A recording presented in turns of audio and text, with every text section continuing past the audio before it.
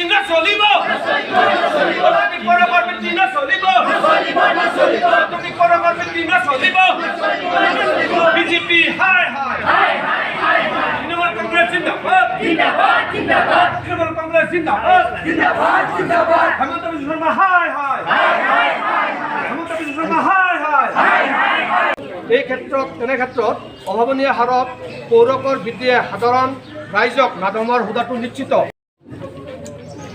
মাননীয় মুখ্যমন্ত্ৰী অসম চৰকাৰ দিছপুৰ গুৱাহাটী বিষয় অত্যাধিক হাৰত বৃদ্ধি কৰা পৌৰকৰ প্ৰত্যাহাৰৰ দাবীত স্মাৰকপত্ৰ সন্মানীয় জিলা উপায়ুক্ত মহকুমা ডিপুটিৰ জৰিয়তে মহোদয় নমস্কাৰ ল'ব। শেহতীয়াভাৱে অসম চৰকাৰে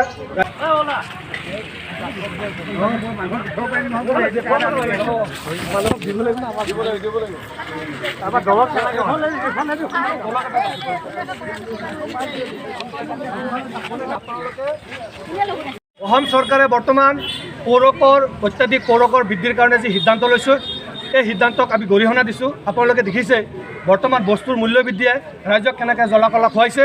গতিকে এই চৰকাৰখনে আজি ৰাইজৰ ওপৰত এনেকৈ কৰ বহুৱাই পেলাই ৰাইজৰ ওপৰত বিভিন্ন GST টেক্স ৰাইজক আজি বিভিন্ন ধৰণৰ জ্বলা-কলা খুৱাইছে এই চৰকাৰখনে। গতিকে বৰ্তমান এই চৰকাৰখনে অত্যাধিক পৌৰকৰ বৃদ্ধিৰ এটা সিদ্ধান্ত লৈছে আৰু অহা 1 তাৰিখৰ পৰা 1 এপ্ৰিলৰ পৰা এই সিদ্ধান্ত কাৰ্যকৰী কৰিব বুলি চৰকাৰে সদৰি কৰিছে। গতিকে আমি অসম তৃণমূল কংগ্ৰেছ তথা মৰিগাঁও তৃণমূল কংগ্ৰেছে ইয়াৰ প্ৰতিবাদ কৰি এই যি পৌৰকৰ বৃদ্ধিৰ যি সিদ্ধান্ত লৈছে এয়া বাতিল কৰিব লাগে। এয়া আমি কেতিয়াও হ'বলৈ নিদিওঁ। আমাৰ অবিৰামভাৱে আমাৰ প্ৰতিবাদ চলি থাকিব। পৌৰকৰ বৃদ্ধিটো আমি কেতিয়াও ছাপোৰ্ট নকৰোঁ।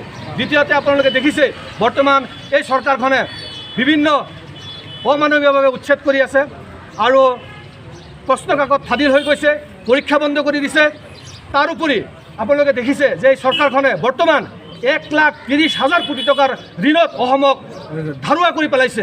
গতিকে এই চৰকাৰখন ব্যৰ্থ চৰকাৰ। এই চৰকাৰক আমি কেতিয়াও ৰাইজৰ হকে এই চৰকাৰ নহয়। গতিকে প্ৰমাণ কৰি আছে আজি ৰাইজৰ ওপৰত বিভিন্ন বস্তুৰ মূল্যবৃদ্ধি বাঢ়ি গৈছে, চিলিণ্ডাৰৰ মূল্যবৃদ্ধি বাঢ়িছে, মানুহে বস্তু কিনি খাব পৰা নাই। গতিকে আমি এই চৰকাৰক ধিক্কাৰ দিছোঁ আৰু এই চৰকাৰ যাতে এতিয়া বৰ্তমান যিটো অত্যাধিক পৌৰকৰ বৃদ্ধিৰ যিটো সিদ্ধান্ত লৈছে এয়া বাতিল হ'ব লাগে।